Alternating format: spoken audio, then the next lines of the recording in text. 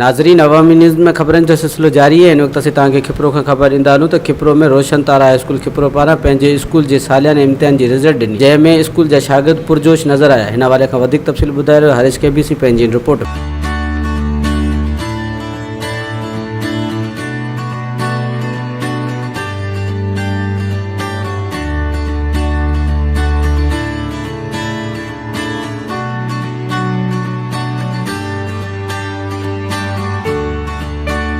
जी नाज़रीन, इन वक्त मौजूद हैं खिपरे शहर के अंदर जिथे रोशन तारा हाई स्कूल खिपरो अज पंहिंजे एनुअल एग्ज़ाम की रिज़ल्ट ॾिनी है। ॿार उहे अॼु तमामु घणा पुरजोश नज़र अची रहा आहिनि। अॼु इन ॿारनि खां पुछंदासीं त तव्हां जेको पूरो साल पढ़ियो उन मेहनत जे बदौलत अॼु तव्हांखे ट्रॉफी मिली है, तव्हां कीअं ख़ुशी महसूस करियो था? अचो त इन ॿारनि खां ॻाल्हायूं त हिननि जो छा चवणु। असां जाम मेहनत कई आहे, असां ॾाढी ख़ुशी थी आहे त असां पोजीशन असां पोजीशन सही आहे ऐं असां इन स्कूल में पूरे स्कूल में फर्स्ट पोजीशन बि सही आहे ऐं असां ॾाढी महिनत कई आहे, पढ़ाई कई आहे। उन हिसाब सां असां जाम सरनि सुठो पढ़ायो ऐं ॾाढी महिनत कई, उन हिसाब सां असां पोजीशन वरिती। असां तमामु सुठी महिनत कई, इन जे करे असांखे पोजीशन मिली है। असांखे तमामु सुठनि उस्तादनि पढ़ायो ऐं उन खां सवाइ असां महिनत कई, उन जे करे पोजीशन में इंशाल्लाह ईंदड़ साल वरी महिनत कयां वरी। सर जो मुंहिंजे ख्याल में असल हक़दार हुए हैं, पूरी साल मूं ॾाढी महिनत कई, बसि सर असांखे ख़ूब सुठो पढ़ण जे करे पोजीशन कई था ॼाऊं कपिड़नि में माजा कोन पियो।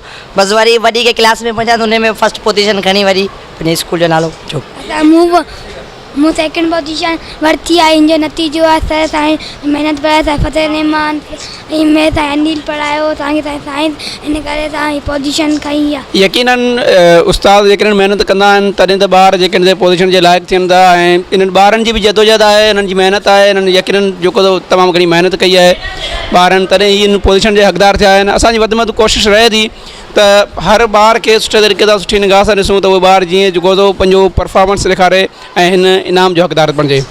साईं असल हक़दार असल क्रेडिट जेको आहे उहो उस्ताद खे वञे थो, छो त उस्ताद जेको आहे पूरो साल ॿार ते महिनत करे थो ऐं पोइ जीअं ॿार साल जो जेको टेन्योर पूरो थिए थो त उहो ॿार जेको आहे पोजीशन जी सूरत में हिकु नओं जेको आहे मोहरो थी ॿाहिरि निकिरे थो। त इहा जेको सॼो क्रेडिट आहे ऐं उस्ताद खे वञे थो, उन सां गॾु गॾु शागिर्द खे बि वञे थो जेको ॾींहुं राति महिनत करे थो ऐं हिन मुआशिरे में हिकु सुठो शागिर्द थिए थो। ऐं वरी बि हिननि ॿारनि खे मुबारकबाद ॾींदुसि। ठीकु साईं, बिल्कुलु तमामु बहितरु ऐं कमेंट्स ॾिनुसि त असल क्रेडिट जेको उस्ताद ते आहे। उस्ताद अगरि महिनत न कंदो त ॿार पोजीशन किथां खणंदो? उस्ताद सुठी महिनत करे थो, हुन सां प्लस में जेको ॿार बि रिज़ल्ट ॾिए थो। हुनखे गॾो गॾु जेको साल में जेको उस्ताद जेको कुझु पढ़ाए थो, वक़्तनि वक़्तनि हुनजी टेस्ट वठे थो ऐं वक़्तनि वक़्तनि हुनजी रिज़ल्ट बि ॾिए थो, त ॿार जेको उहो साॻुणी रिज़ल्ट एनुअल एग्ज़ामिनेशन में बि उहो साॻुणी पोजीशन माणे थो।